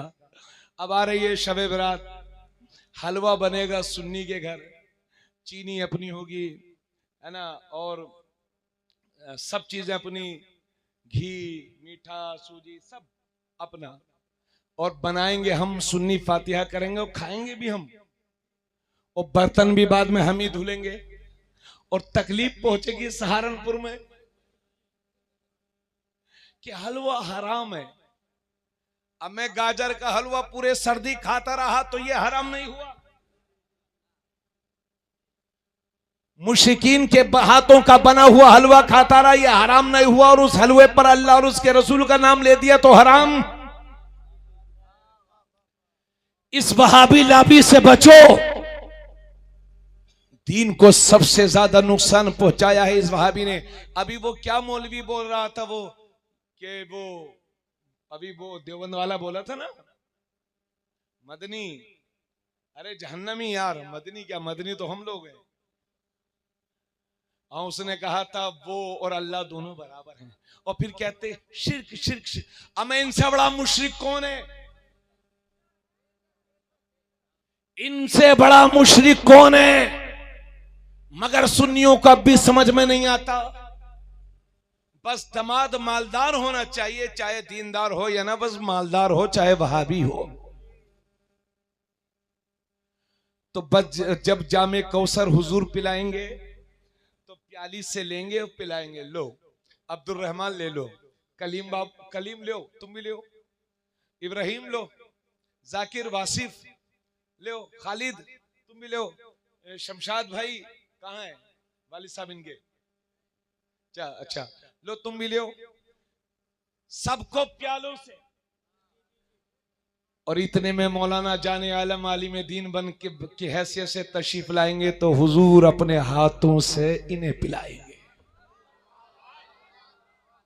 सब लोग बोलेंगे आका इन्हें हमें प्यालों से पिला रहे हैं, इन्हें अपने हाथों से पिला रहे हैं। तो नबी फरमाएंगे तुम्हें दुनिया में अपनी फिक्र थी इसलिए प्याले से पिला रहा हूं, इन्हें मेरे दीन की फिक्र थी तो अपने हाथों से पिला रहा। वाह वाह वाह वाह। जामे कौसर उलमा को मेरे नबी अपने हाथों से पिलाएंगे। जरा झूम के बोले पूरा मजमा, अपने हाथों से पिलाएंगे। वाह वाह जिंदाबाद। कयामत के दिन कोई आलिम से इतनी मोहब्बत करता होगा, सुभान अल्लाह। मेरे दोस्तों, आलिमों के खिलाफ भड़काने वाले बहुत हैं, लेकिन अपने उलमा की इज्जत किया करो, कदर किया करो। और जब बाहर के उलमा या अपने इलाके के उलमा जो वाकई आलिम होते हैं उनके हाथ भी चूमा करो, उनका अदब किया करो। अगर वो चल रहे हैं तो पीछे चलो, अगर साथ में खा रहे हो तो खुद भी खाओ, लेकिन उनका ख्याल रखो और उनसे खाते खाते कुछ मसले भी पूछते चलो।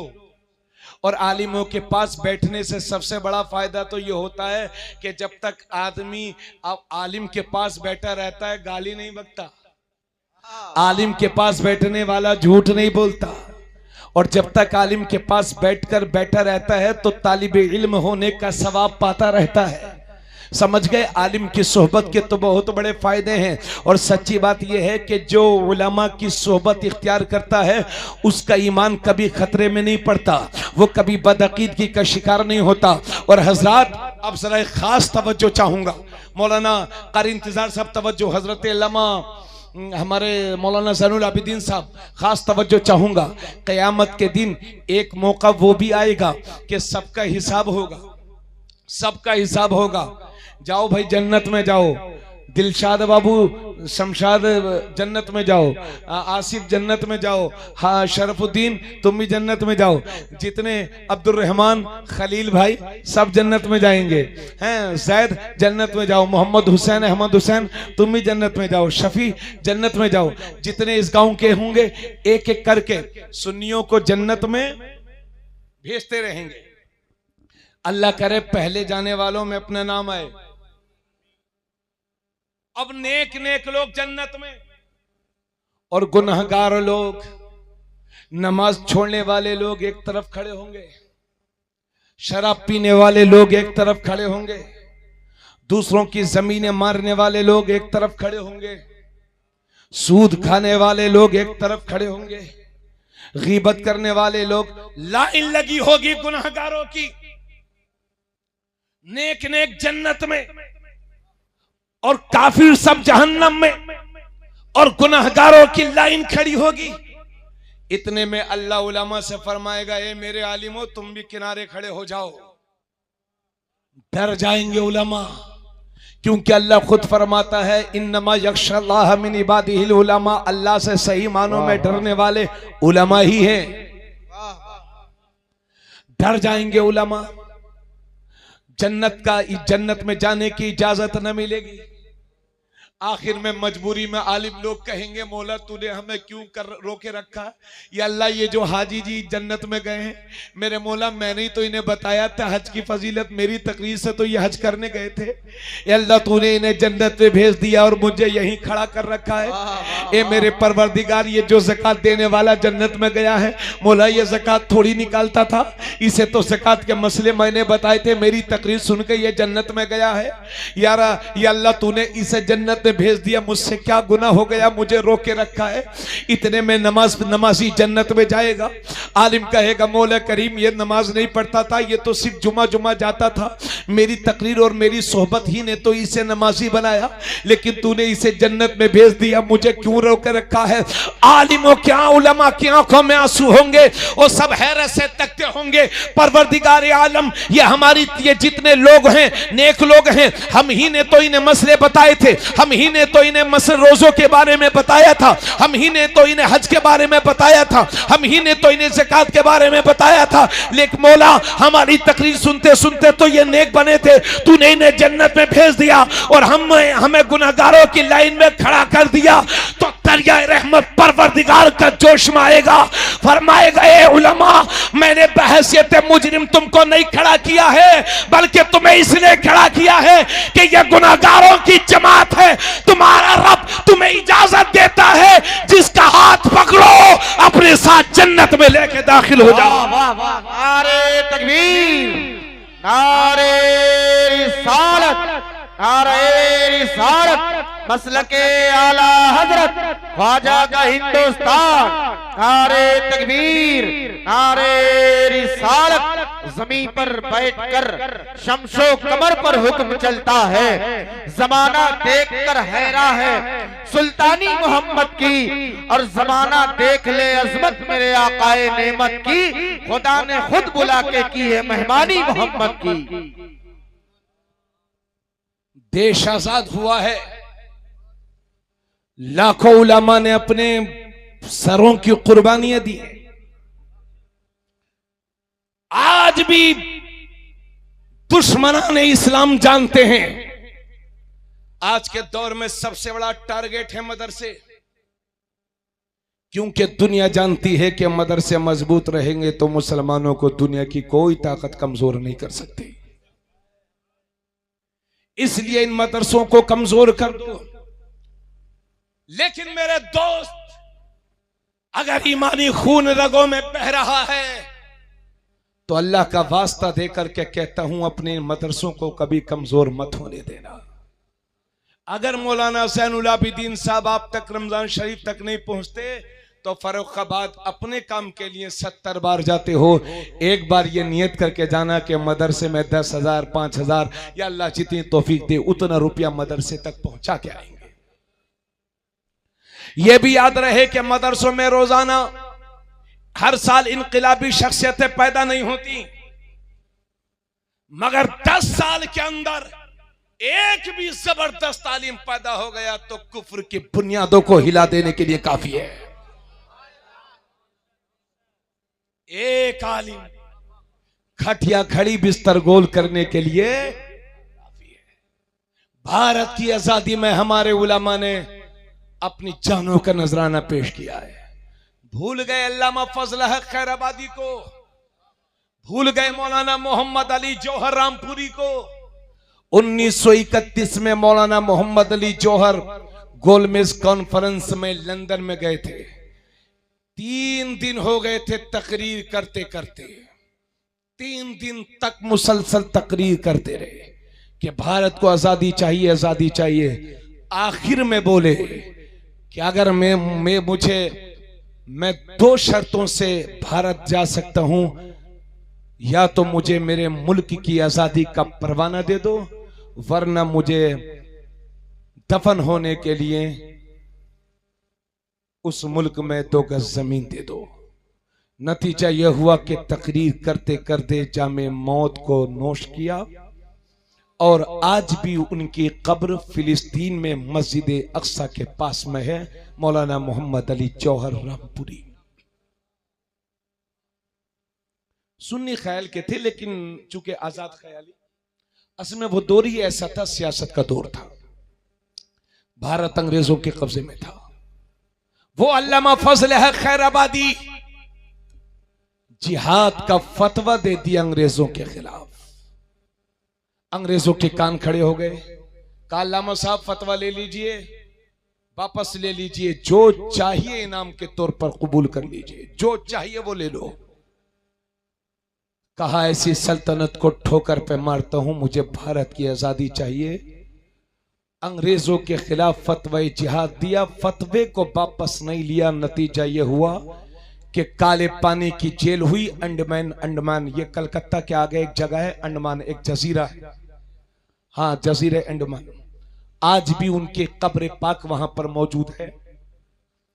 वहीं उन्हें मौत आ गई थी। एक अल्लामा फजल खैराबादी, ये सीतापुर में जो खैराबाद है, बहुत बड़े घर के बहुत बड़े शहजादे थे, जब पढ़ने के लिए जाते थे तो हाथी पर सवार होकर के जाते थे।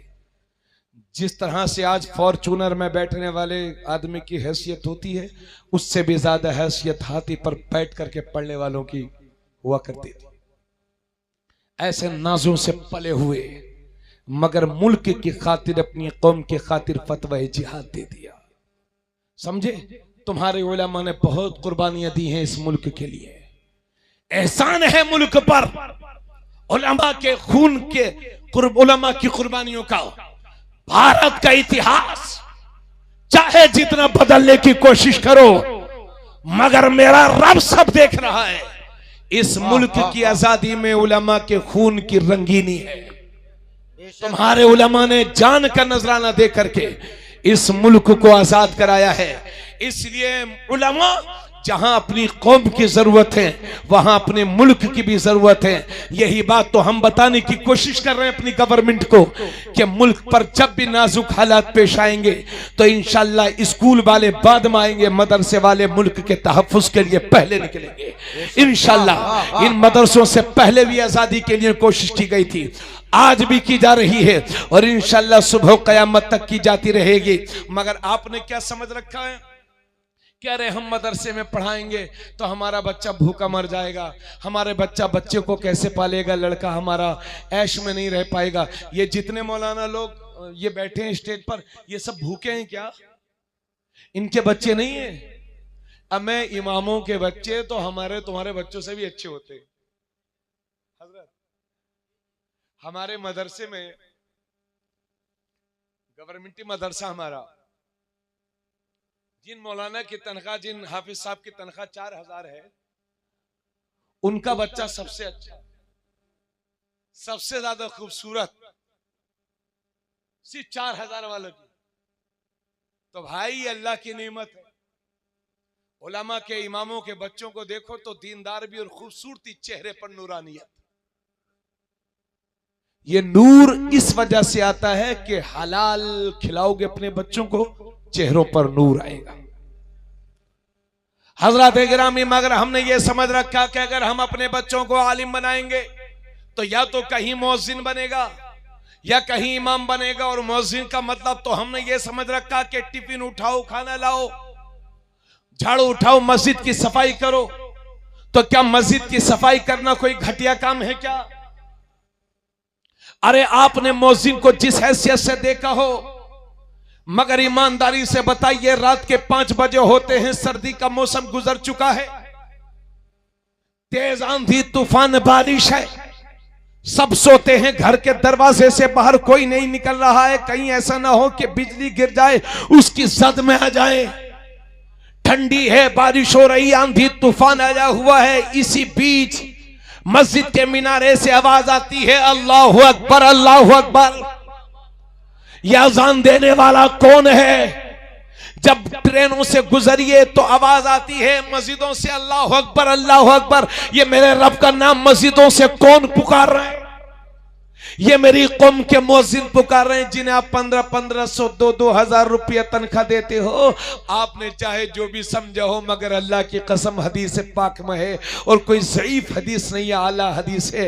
एक दिन मेरे नबी ने अपने हाथों को उठाया था और फरमाया, मेरे रब मेरी उम्मत के मुअज्जिनों की बख्शिश फरमा देना।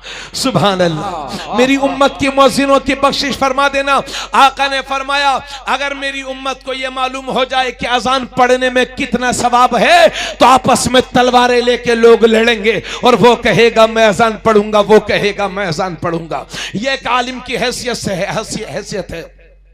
और क्या आपने उलमा को कमजोर समझ रखा है? ये इमामत करेंगे तो क्या इमामत का काम कोई घटिया काम है? आपने घटिया समझा होगा। आज पता चल जाए लड़का इमाम है तो जल्दी कोई लड़की देने के लिए तैयार नहीं है। मगर हम देख रहे हैं इमाम साहब की शादी तो हो भी जाती है और भैया जी 40 साल के हो गए हैं, अमीर भी हैं, कार भी हैं, मगर कोई लड़की देने के लिए तैयार नहीं है, क्योंकि दुनिया को भरोसा नहीं है। हजरत गिरामी जरा तवज्जो चाहूंगा, इमामत के मुसल्ले को हल्का समझते हो, इमामत के काम को घटिया समझते हो, आप चाहे जो समझो। और ए मेरे उलमा, कभी एहसास कमतरी का शिकार मत होना। इमामत का मुसल्ला ये वो मुसल्ला है कि जिस पर मेरे नबी खड़े हुए हैं, मेरे नबी ने जीनत बख्शी है इमामत के मुसल्ले को।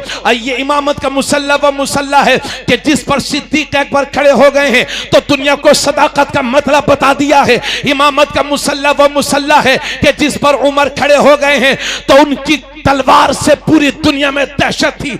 10 साल 12 साल तक पूरी दुनिया में इस्लाम का झंडा लहराने वाले का नाम है उमर। इमामत का मुसल्ला ये वो मुसल्ला है कि जिस पर उस्मान गनी खड़े हो गए हैं तो सखावत का मतलब समझा दिया है। इमामत का मुसल्ला वो मुसल्ला है कि जिस पर फातिह खैबर, पीदर हसनैन करीमैन, शोहरे फातिमातुज़ ज़हरा, दामादे पैगंबर हजरत अली खड़े हो गए हैं तो शुजात के जलवे दिखा दिए हैं। हाँ हाँ, इमामत ही का मुसल्ला वो मुसल्ला है कि जिस पर गौसे आजम खड़े हो गए हैं तो करोड़ों लोगों की तकदीर को संवार दिया है। हाँ हाँ, इमामत का मुसल्ला ही वो मुसल्ला है कि जिस पर गरीब नवाज खड़े हो गए हैं तो 90 लाख लोगों को कलमा पढ़ा के मुसलमान बना दिया है। हाँ हाँ, इमामत का मुसल्ला वो मुसल्ला है कि जिस पर इमाम अहमद रजा खड़े हो गए तो हर सुन्नी को आशिक़े नबी बना दिया। और ऐसा बना दिया आज पूरा भारत बोल रहा है, डाल दी कल्ब में अज़मत मुस्तफा सैयदी आला हज़रत। वाह वाह वाह वाह, जिंदाबाद जिंदाबाद, हाय हाय हाय हाय हाय, हक है बिल्कुल। और अपने इन बच्चों से कहूंगा, बाबू जाने आलम कार इंतजार साहब, आजकल आलम यह है कि किसी आलिम साहब से पूछो, मैं अक्सर पूछता हूं कि हजरत आप क्या करते हैं? बोले हजरत बिजनेस करते हैं। करते हैं इमामत? बोले हजरत बिजनेस करते हैं। तो कहीं मस्जिद मदरसे में? बोले हाँ हजरत एक मस्जिद है, रहते तो पढ़ा देते। यानी शर्माते हैं। बताएंगे बिजनेस कर रहे हैं, मोबाइल की दुकान है, होटल खोल लिया है। ए मेरी कौम के बच्चे और होने वाले कौम का इम्मा, उलमा, मुदर्रिसीन, मेरी कौम की अमानत, ऐसा से कमतरी का शिकार मत होना। अगर कोई आपसे कहे क्या करते हो तो ये मत कहना, शर्म से चुप के मत कहना कि इमामत करते हैं, बल्कि सीना तान के बोलना हम वो काम करते हैं जो काम मेरे नबी ने किया है, मौला अली ने किया है, गौसे आज़म ने किया है। अपने उलमा की कदर करो। और हजरत अपने मुल्क में एक बड़ा शौक चढ़ा है अपने मुल्क में कि इमामों की तनख्वाह बढ़वाओ। अब चूंकि बुरा ना माने तो मैं अर्ज कर दूं हजरत, भाई इमामों की तनख्वाह तो बढ़ेगी, मगर इमाम लोगों को भी चाहिए कि अपने मखरज तो कम से कम ठीक कर ले। भाई फजर की नमाज पढ़ा के जोहर तक आपका वक्त है तो खाली फेसबुक और व्हाट्सएप चला रहे इमाम साहब की तनख्वाह बढ़ाओ। अरे यार पहले आप काम तो करो, तनख्वाह के पीछे पड़े हो। अल्लाह ने कभी किसी को भूखा रखा है? कारी हमारे इंतजार साहब इन्होंने बताया, माशाल्लाह ये अभी मस्जिद में गया था, मुझे दिखाया इन्होंने कि हजरत ये मदरसा बनाया। बहुत अच्छी बात है, बहुत ज्यादा मेहनत करते हैं, है ना। अच्छे लोगों की कदर किया करो और 2-4 बातें बर्दाश्त भी कर लिया करो। मगर अपने सुन्नियों में इतनी खराबी है कि नमाज, अगर इमाम साहब ने एक टाइम की नमाज नहीं पढ़ाई तो इमामत नहीं छूटेगी, मगर फातिहा न दी तो बस इमामत खत्म। अरे अल्लाह के बंदो, फातिहा फर्ज नहीं है, नमाज फर्ज है। खुद नमाज पढ़ते नहीं और इमाम साहब की मुखालफत कर रहे हो इस वजह से कि ये मेरे घर फातिहा लगाने नहीं आए थे। यार 70 साल की जिंदगी में फातिहा लगाना नहीं सीख पाए हो, खाली गोश्त खाने के मुसलमान बने हो। यार कुल हुवल्लाह शरीफ किसे याद नहीं है? और मर्द ही थोड़ी फातिहा लगाते हैं, औरतें भी लगा लेती हैं, औरतों की भी फातिहा कबूल हो जाती है। मगर आदत बना लिए ना इमाम साहब ही पढ़ेंगे फातिहा। अब शबे बारात है, पूरी रात में फातिहा होनी है पूरे गांव में, तो भाई इमाम साहब कोई हेलीकॉप्टर तो है नहीं कि घर घर जाकर उतर जाएंगे, लाओ साहब फातिहा करवा लो। और यार इमाम लोगों को परेशान मत किया करो। देखो इस तरह से जैसे रबीउल अव्वल शरीफ है, शब बरात है, तो सब लोग मगरिब पढ़ने चले गए, इशा पढ़ने चले गए, थोड़ी थोड़ी शीरनी अपनी अपनी ले गए, मस्जिद में बैठ गए, सब लोग बैठ गए, अल्लाह के घर में बैठ के फातिहा पढ़ो, वहीं दुआ करो। आप भी अच्छे और इमाम साहब भी। क्यों भाई बोलो? मगर ना इमाम साहब भी फातिहा पढ़ेंगे, फातिहा के पीछे इमामत खत्म। जानते हो गुर्बत की जिंदगी जी रहे इमाम लोग, और दीन की हिफाजत यही गरीब उलमा कर रहे हैं। इनकी इज्जत से खिलवाड़ मत करो, अल्लाह की ऐसी मार पड़ती है उलमा की तौहीन और इमामों की बेअदबी करने वालों पर कि आखिरत उसकी अच्छी नहीं होती है। कितने लोगों को देख चुका हूं मैं, और इंसान को खुद भी तो मालूम होता है यार मैं अच्छा जब इंसान कोई अच्छा काम करता है तो उसका दिल कहता है बेटा तुम अच्छा कर रहे हो, और जब बुरा करता है तो दिल भी बताता है कि ये बुरा ही कर रहे हो, मगर दिल इतना काला हो चुका, जान रहा है बुरा कर रहा हूं फिर भी कर रहा है। अपने उलमा की बेकदरी ना करो। 4000 में आप 4000 की चाय पी जाते हैं महीनों में।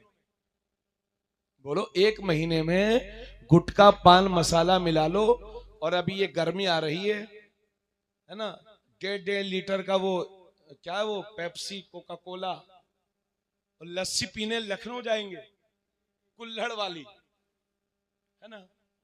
हाँ, और इमाम साहब, खैर में मुझे शिकायत सिर्फ पब्लिक से नहीं है, अइम्मा हजरात से भी है, मगर मैं इस नतीजे पर पहुंचा हूं कि इमाम हजरात की गलतियां कम हैं, हमारी समाज की गलतियां ज्यादा है। इसी वजह से जिहालत हमारे घर कर गई है। लॉकडाउन में इमामों के साथ वो बुरा सुलूक किया है लोगों ने, पूछो मत। किसके खर्चे रुके हैं लॉकडाउन में? सबने गोश्त मुर्गा मछली मंगा के खाई है, सबकी मोटरसाइकिलें बराबर चली हैं, लेकिन 2 महीने के लिए इमाम साहब को घर भेज दिया। कौन देगा 8000 तनख्वाह?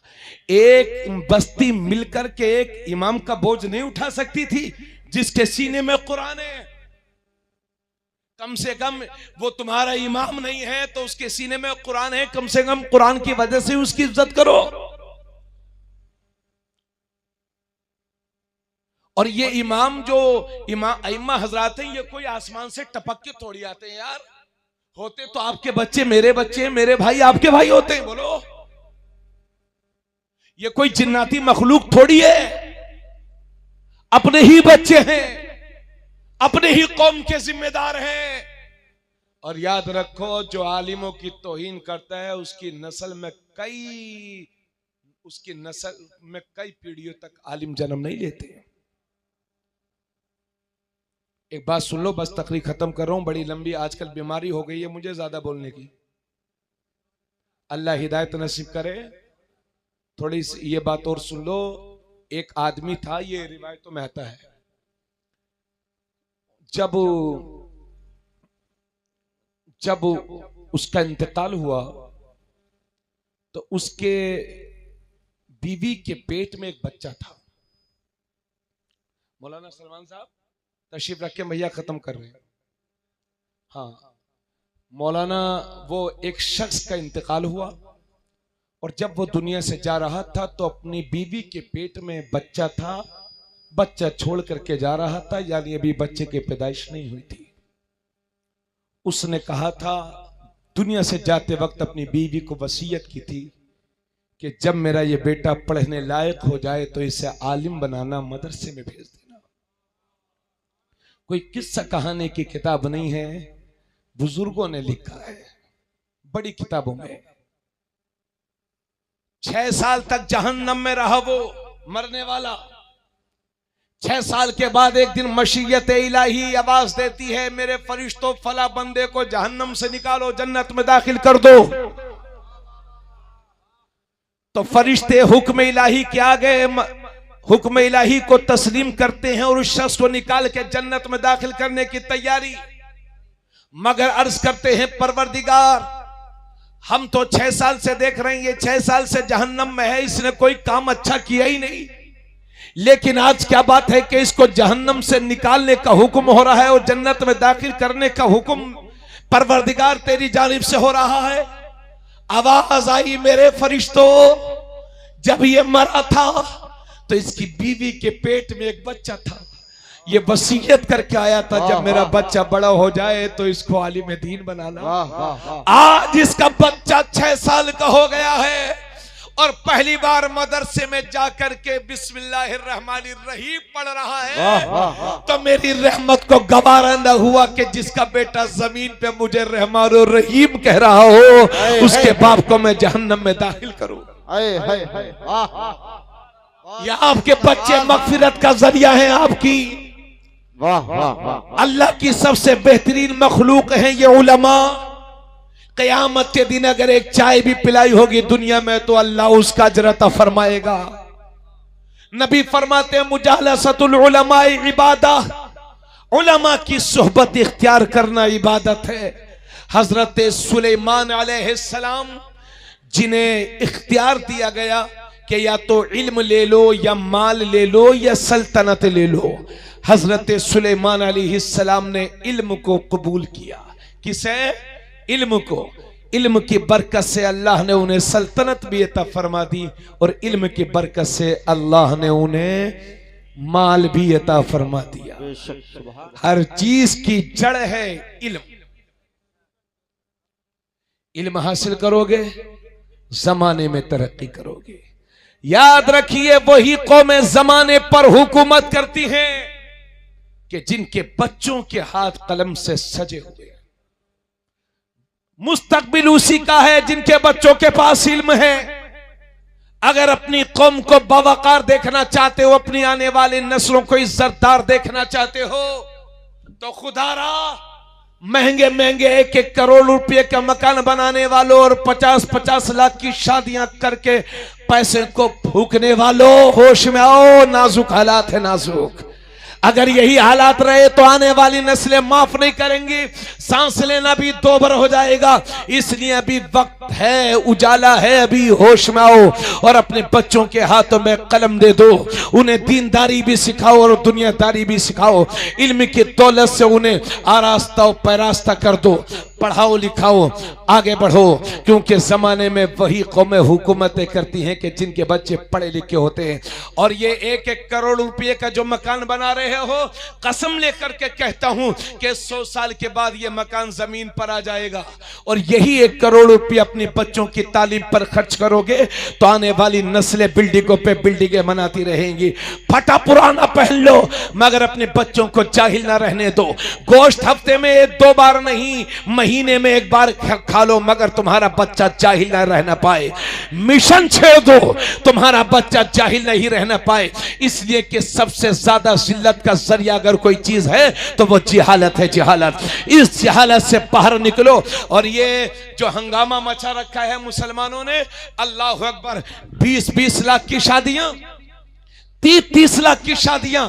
अगर 4-5 लड़के हो गए हैं तो फूले नहीं समा रहे हैं पूरे नगला में, मूंछों पे ताव देकर घूम रहे हैं। और कोई रिश्ते की बात करे 10-10 जगह गरीबों के घर में बेटियां देखकर आ रहे हैं। पूरी की पूरी 15-15, 20-20 लोगों को ले जा रहे हैं लड़की देखने के लिए, मगर मना करते हुए दिल नहीं धड़कता, शर्म नहीं आती। 30-30 साल की मेरी कौम की बच्चियां हैं। आज गरीब आदमी खून के आंसू रोने पर मजबूर है। जानते हो, लाखों तुम्हारी बेटियां दूसरों के साथ भागने पर मजबूर हो गई हैं, दूसरों के साथ मोटरसाइकिलों पर बैठ कर जा रही हैं, क्योंकि बाप सही वक्त पर गुर्बत की वजह से जहेज का इंतजाम नहीं कर पा रहा है, बच्चों की शादी नहीं हो पा रही है, मजबूरी में दूसरों को हाथ थामा और घरों से निकल रही हैं। अगर कौम की एक बेटी किसी के साथ भाग रही है तो यह मत समझना कि फला की लड़की भागी है। अगर एक कौम की एक बेटी भागी है तो पूरी कौम की इज्जत का जनाजा निकला है, पूरी कौम की इज्जत का जनाजा निकला है। लंबे लंबे होटलों में शादी करने वालों और जमीनें बेच बेच के शादी करने वालों, आज जमीनें बेच करके शादी करोगे लेकिन कल जमीनें भी खत्म हो जाएंगी और महंगाई बढ़ जाएगी और 4-4, 5-5 बेटियां होंगी, तब क्या करोगे? कहां से लाओगे जमीनें? कहां से लंबे लंबे चौड़े जहेजों का इंतजाम करोगे? इसलिए मेरी कौम, अपने हाथों से अपने पैरों पे कुल्हाड़ी मत मारो। गरीबों की बेटियों की आहें ना लो तुम्हारी बेटियों की शादी किसी गैर मुस्लिम के साथ थोड़ी हो सकती है। आपकी बेटी मेरे घर आएगी और मेरी बेटी आप ही के घर जाएगी, यानी हम आपस ही में एक दूसरे के यहाँ शादी करेंगे। तो अपने हाथों से कुल्हाड़ी मत मारो। आज लोग कहते हैं हजरत बहुत बड़ी शादी की है, 20 लाख में शादी की है, 15 लाख में शादी की है, 10 लाख की शादी की है। हजरत बड़ी अच्छी शादी है, इस गांव में किसी न की है। अरे कर्जा अदा करते करते बुढ़ापा आ जाता है, लेकिन बेटी के कई कई बच्चे हो जाते हो, बाप के सर से कर्जा नहीं उठता। अगर आज कोई 10 लाख की शादी नगला में करेगा तो इसी नगला में कल को कोई 12 लाख की शादी करने वाला मिलेगा, 15 लाख की शादी करने वाला, एक से एक बड़ा पैसे वाला है। इसलिए चादर उतनी ही फैलाओ जितने, तो पैर उतने ही फैलाओ जितनी चादर हैं। खुदा अपने पैरों पर कुल्हाड़ी मत मारो और अपनी शादियों को महंगाई से बचो। और जो हाथ ससुराल के आगे फैलाते हो उन्हीं हाथों को अल्लाह के आगे फैलाना शुरू कर दो। मेरा रब ऐसा देगा कि जिंदगी में कभी बंदों के आगे तुम्हें भीख मांगने पर मजबूर होना ना पड़ेगा। तो हम ये कहते हैं ये शादी सबसे अच्छी वो है जो लखनऊ के होटल में हो, शादी सबसे अच्छी वो है जो फर्रुखाबाद के होटल में हो, सबसे अच्छी शादी वो है जो गुरसाईगंज के होटल में हो, सबसे अच्छी शादी वो है जिसमें 30 तरह के खाने हो, सबसे अच्छी शादी वो है जिसमें खड़े होकर के खाने का इंतजाम हो। लेकिन तुम्हारे नबी, मेरे नबी फरमाते हैं कि बेशक सबसे अच्छी और बरकत वाली शादी वो है जो कम से कम खर्च में मुनक़िद हो जाए। नारे तकबीर, नारे रिसालत, नारे रिसालत, मसलके आला हजरत, नारे तकबीर, नारे रिसालत। गांव का आदमी गुलदान कहां से लाता, शादमानी का वो अरमान कहां से लाता। इसलिए आज भी बेटी है कुंवारी, उसकी महंगी शादी का वो सामान कहां से लाता। 4 बेटियों वाले रातों में खून के आंसू रोते हैं। मेरे भाई, तुम्हारी कौम में बहुत गरीब गरीब लोग पड़े हुए, अपने उन गरीब भाइयों का ख्याल रखो और जज्बात में मत बहो। और मेरे सेठों, जो मालदार लोगों, आपसे गुजारिश है कि अल्लाह के वास्ते अपनी मालदारी में आपे से बाहर ना हो। हम लोगों ने देखा है बड़े बड़े अरबपतियों, करोड़पतियों को फकीर होते हुए देख चुकी है दुनिया। इसलिए तकब्बुर और घमंड से काम न लो, कम से कम खर्च में शादी करो। आप कहेंगे हजरत बहुत मुश्किल है, लेकिन जिस दिन जहन में यह बात बैठ जाएगी, नबी फरमाते हैं सबसे ज्यादा बरकत वाली शादी वो है जो कम से कम खर्च में मुनक़िद हो जाए। ये तुम्हारे नबी और मेरे नबी फरमाते हैं। अल्लाह के नबी इरशाद फरमाते हैं अअलिनु हाज़न निकाह वजअलूहु फिल मसाजिद। इस निकाह को जब भी करो तो ऐलान करके करो, छुप के ना करो। और निकाह को जब भी करो और निकाह को मस्जिदों में मुनक़िद करो, निकाह को मस्जिदों में मुनक़िद करो, यानी निकाह मस्जिदों में पढ़वाओ। आप कहेंगे बड़ा मुश्किल है। मैं ये नहीं कहता कि होटलों में निकाह नहीं होगा, होटल में निकाह पढ़वाना हराम। मैं ये भी नहीं कहता कि किसी मैदान में बारात का इंतजाम करना नाजायज और हराम है, ना। होटल में भी निकाह हो जाएगा, मैदान में भी निकाह हो जाएगा, घर में भी निकाह हो जाएगा, मगर मस्जिदों में निकाह करने की बरकत है बहुत। क्योंकि जब मस्जिद में निकाह होगा तो उसका सबसे बड़ा फायदा यह होगा कि मस्जिद में नापाक लोग नहीं जाएंगे, पाक ही लोग जाएंगे। क्योंकि निकाह जिंदगी में बार बार नहीं होता। 90% लोगों का निकाह जिंदगी में एक ही बार होता है। इतनी बड़ी महफिल जब सज रही हो तो नापाक लोगों से पाक होनी चाहिए। और दूसरी बात यह है कि मस्जिद में जब निकाह होगा तो निकाह के बाद ये 10,000 रुपए के पटाखे नहीं फूटेंगे। और तीसरी बात यह है कि निकाह के बाद जब मस्जिद में काजी निकाह के दुल्हा और दुल्हन के लिए दुआ करेंगे तो काजी की दुआओं के साथ अल्लाह के फरिश्ते भी आमीन कहा करते हैं और जिंदगी का बेड़ा पार हो जाएगा। आज मैं मिंबर रसूल पर बैठ करके अपने इन उलमा की मौजूदगी में वादा करता हूं, इंशाअल्लाह अपनी बच्चियों का, अपने बच्चों का निकाह मस्जिद ही में कराऊंगा इंशाअल्लाह। इंशाल्लाह मस्जिद ही में कराऊंगा और अपनी बेटियों का जो जमीन में हक होगा वो दूंगा। जहेज के भिखारी से कह दूंगा कहीं और मिले वहां चला जा। समझ गए? दुनिया में अच्छे लोगों की, हाँ आपकी बेटी अच्छी हो, बापर्दा हो, नेक हो, अपनी बच्चियों को कंट्रोल करो। अपने मुल्क में हिजाब का मसला बहुत ज़्यादा चला था। मैं इंशाल्लाह अभी हम गुरसाहिगंज पिछली बार आए थे तो तकरीबन 40-50 मिनट पूरी हिजाब पर मैंने तकरीर की थी। तो हिजाब हमारे घरों की बहुत बड़ी ज़रूरत है। आज मुसलमानों में बेपर्दगी बहुत बढ़ती जा रही है। शादियों में देखो तो 60 साल की औरतें लाली पाउडर लगा करके, जिनके पोते भी हैं और नवासे भी हैं, शर्म नहीं आती उन औरतों को, बेपर्दगी के साथ इस्लामी हया और हिजाब की धज्जियां उड़ा रही हैं। अल्लाह की लानत बरसती है ऐसी औरतों पर। इसलिए तुम सच्ची फातिमा की कनीज हो, उनकी कनीज हो फातिमा की, वो फातिमा कि जिन्होंने मौत से पहले वसीयत की थी कि अगर मेरे जनाजे को उठाना तो रात में ना उठाना, रात में उठाना, दिन में ना उठाना, कहीं ऐसा ना हो किसी अजनबी मर्द की निगाह मेरे जनाजे पर पड़ जाए। उस फातिमा की तुम कनीज हो। हिजाब तुम्हारी शान है, हिजाब में तुम्हारी इज्जतें महफूज हैं।